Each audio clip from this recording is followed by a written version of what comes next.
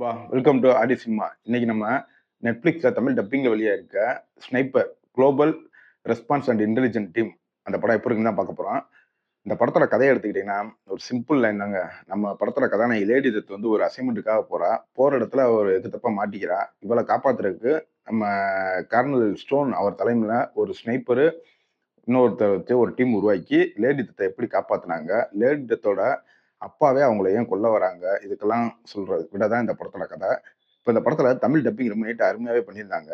படம் வந்து ஒரு 1 1/2 மணி நேரம் ஓடுதா, அதுவே நமக்கு ஒரு பெரிய ப்ளஸ் பாயிண்ட். ஏன்னா ரொம்ப வளவளன்னு இழுக்காம. படத்துல அந்த ஸ்னைப்பர் ஷாட் அடிக்கிற சீனா இருக்கட்டும், அந்த ஃபைட் சீன்ஸ்லாம் நல்லாவே இருந்துச்சு. அதுலயும் குறிப்பா கடைசி ஒரு 20 நிமிஷத்துக்கு முன்னாடி ஒரு கிளைமேக்ஸ் ஃபைட் வருதுல்ல, அது ஓரளவுக்கு ஓகேவாவே எடுத்திருந்தாங்க.